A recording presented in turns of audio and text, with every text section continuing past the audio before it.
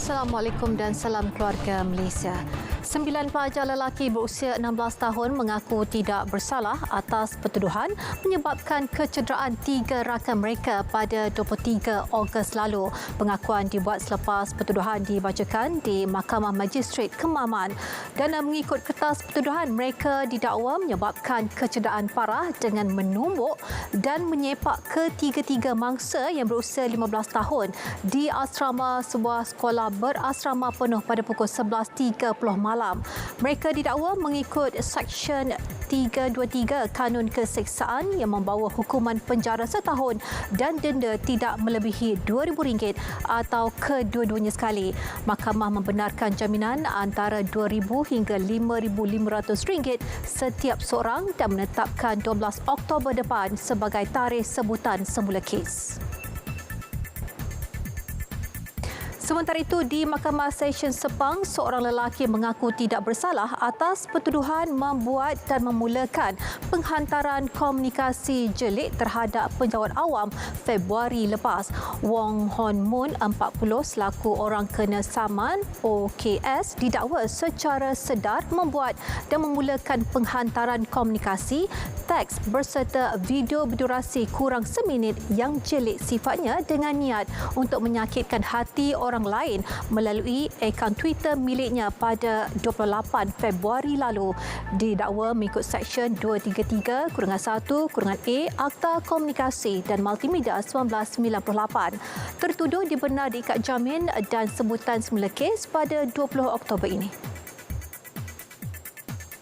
RM3 juta telah disalur Majlis Agama Islam Negeri Johor bagi dana pesakit jantung warga Johor sejak 2017 hingga Ogos tahun ini. Dana tersebut bertujuan meringankan beban rakyat negeri itu untuk mendapatkan rawatan di Institut Jantung Negara IJN.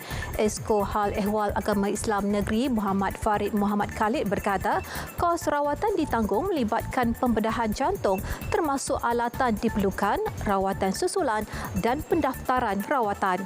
Dana layak dipohon seluruh rakyat Johor termasuk asnaf dan B40 yang perlu atau sedang mendapatkan rawatan di IJN. Beliau berkata demikian selepas majlis libat urus bersama pegawai dan kaki tangan Majlis Agama Islam Johor di Johor Bahru.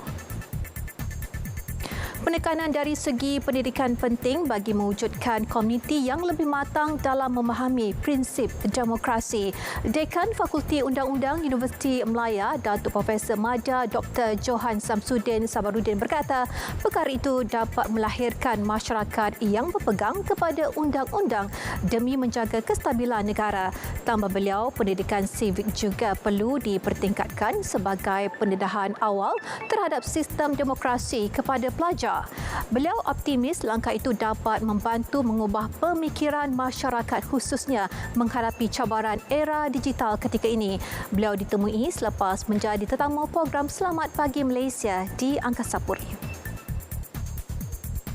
Presiden Amerika Syarikat Joe Biden yakin bahawa pandemik COVID-19 di negara itu sudah berakhir. Walaupun jangkitan wabak masih membunuh ratusan rakyatnya setiap hari, namun kebanyakan peraturan COVID-19 sudah dimansuhkan.